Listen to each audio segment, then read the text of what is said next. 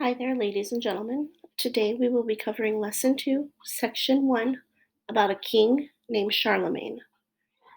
This information presented in this slideshow and in this video can be found in TCI Online, Lesson 2, Section 1. As you follow along with this slideshow, follow along in the reading while I read to you, examine the images, and then open up and complete your reading notes on the document that you can find in Google Classroom. Europe after Rome. For 500 years, much of Europe was part of the Roman Empire. The rest of the continent was controlled by groups of people the Romans called barbarians because they did not follow the Roman ways. When Rome fell to invading barbarians in 476 CE, Europe was left with no central government or system of defense. Throughout Western Europe, many invading groups set up kingdoms that were often at war with one another. The most powerful rulers were those who controlled the most land and had the greatest warriors. If we look at these images, we can see the image on the left is Western Europe in 200 CE. This map should be familiar. We looked at it when we discussed Rome. The image in the center of your screen, Western Europe in 500 CE, demonstrates and shows the many different kingdoms that were present in Western Europe after the fall of the Roman Empire.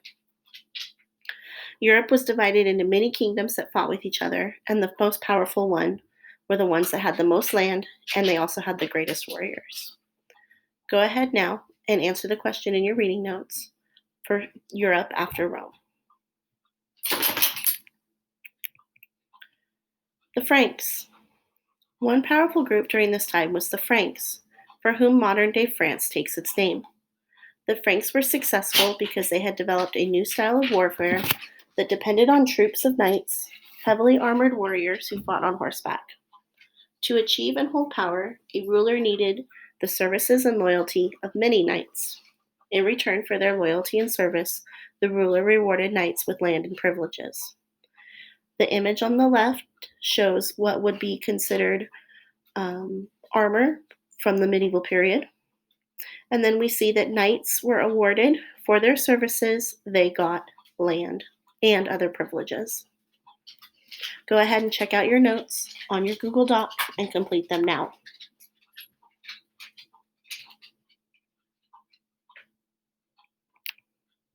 Charlemagne. The most important leader of the Franks was Charlemagne, which means Charles the Great. This impressive king ruled for over 40 years, from 768 to 814. Writings from that period say that he was 6 feet 4 inches tall, extremely tall for his time, and always stately and dignified. Legend has it that he read very little and couldn't write, yet he loved to have scholarly works read to him. He encouraged education and scholarship, making his court a center of culture. Most important, he unified nearly all of the Christian lands of Europe into a single empire. One of the poets at his court called him the King Father of Europe. The image on the left shows Charlemagne. The one next to that is a book from the medieval period. Charlemagne believed in education, and he started schools.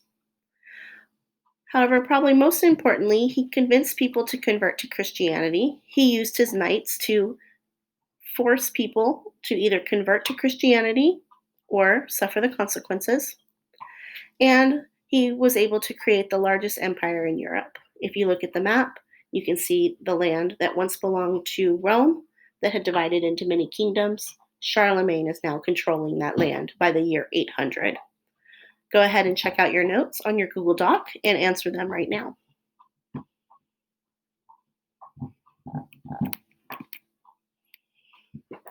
Charlemagne and Pope Leo III.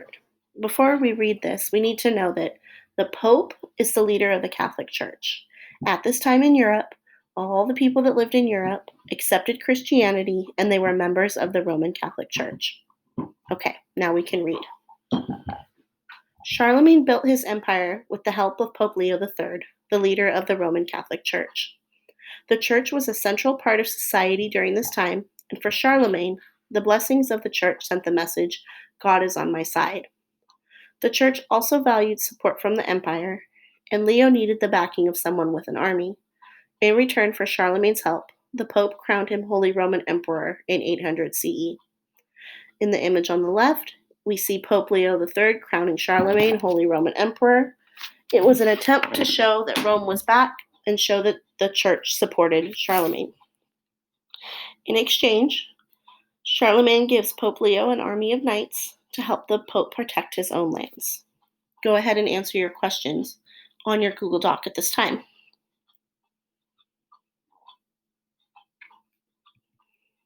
The end of Charlemagne's empire. Charlemagne's empire survived many attacks. After his death in 814, however, it quickly fell apart. The weak rulers who followed him could not defend the empire against new waves of invasions. Still, these kings helped prepare the way for the system of feudalism by following Charlemagne's example of rewarding knights with land and privileges in return for military service. The image on the left is Europe in 843 CE, about 40 years after Charlemagne's death. And again, we see this image of the king rewarding knights for their service by giving them land.